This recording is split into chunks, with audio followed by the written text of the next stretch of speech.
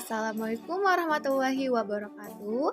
Nama Widya Lestari, MPM 201100179, kelas E Prodi PGMI semester 3. Video ini dibuat untuk memenuhi tugas ujian tengah semester mata kuliah media pembelajaran dengan dosen pengampu Bapak Dery Firmansyah, MPD. Materi yang saya dapatkan yaitu SBDP kelas bawah dengan materi menggambar imajinatif. Sebelum kita membahas tentang gambar imajinatif, teman-teman udah tahu belum sih apa itu SBDP? Jadi, SBDP adalah singkatan dari seni budaya dan prakarya. Nah, kira-kira apa nih yang pertama kali teman-teman pikirkan ketika kita berbicara tentang seni budaya dan prakarya? Pasti yang pertama kali teman-teman pikirkan tentang seni budaya dan prakarya itu menyangkut tentang kerajinan-kerajinan yang dihasilkan oleh manusia.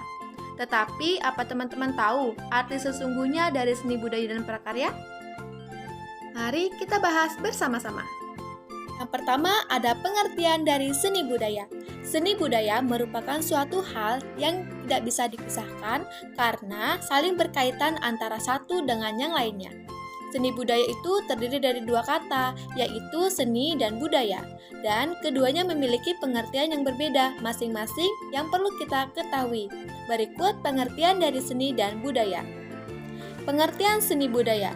Seni budaya sebenarnya berasal dari bahasa Sanskerta, yaitu sani, yang memiliki arti pemujaan, pelayanan, persembahan, sehingga selalu dihubungkan dengan sebuah upacara keagamaan yang dikenal dengan kesenian, dan seni juga dapat diartikan sebagai suatu karya yang diciptakan oleh manusia yang memiliki nilai estetika ataupun nilai keindahan.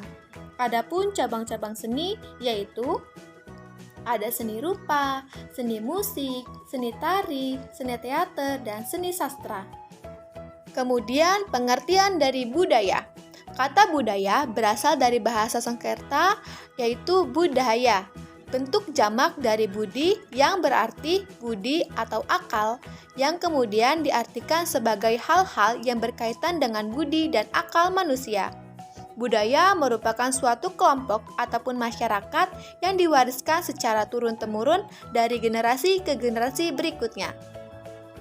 Jadi, dapat kita simpulkan bahwa seni budaya adalah karya seni yang dibuat secara sengaja, pembuatannya berdasarkan kepada akal atau budi yang memiliki sekelompok masyarakat yang kemudian diwariskan secara turun-temurun dari generasi ke generasi berikutnya.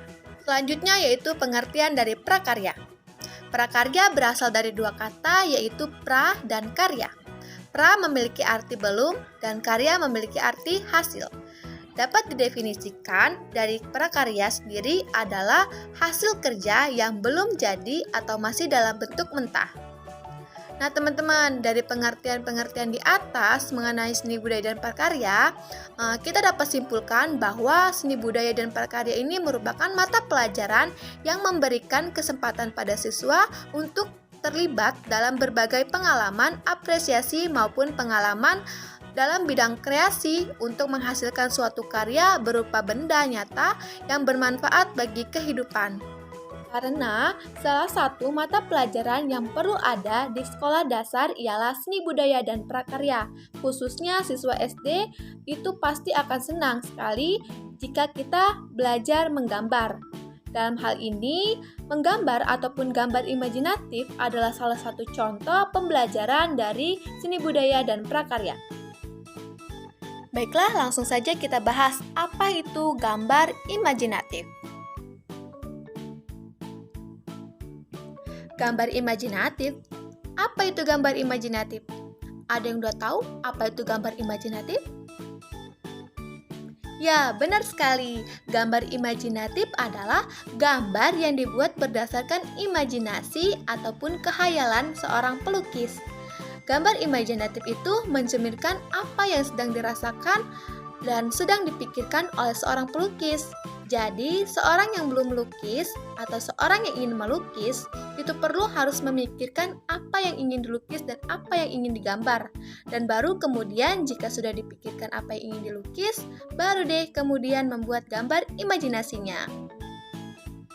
Adapun alat-alat yang digunakan dalam menggambar imajinatif adalah yang pertama kita harus siapkan buku gambar, kedua ada pensil, yang ketiga ada alat warna seperti pensil warna, spidol, krayon, cat air, dan alat warna lainnya yang kita punya.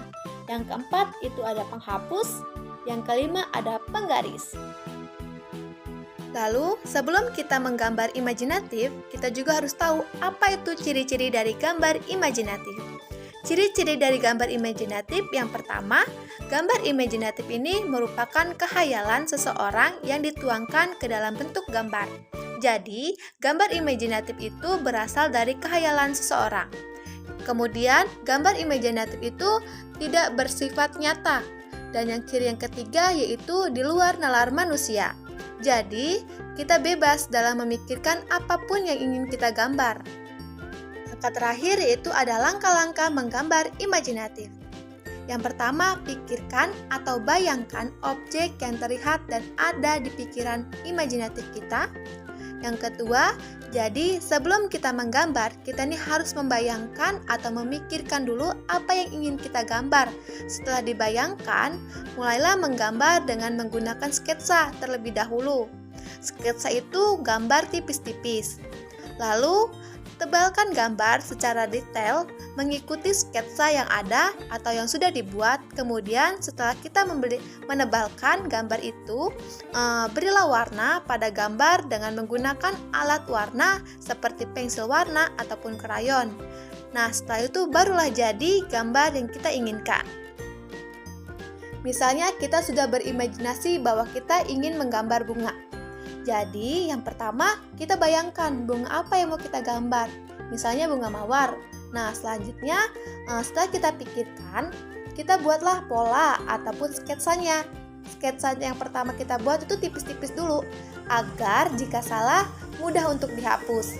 Selanjutnya, setelah udah membuat gambar tipis-tipis, lalu tebalkan gambar tersebut. Setelah ditebalkan, barulah diberi warna, setelah itu jadilah gambarnya. Baik teman-teman, itulah langkahnya dan ini ada beberapa contoh dari gambar imajinatif.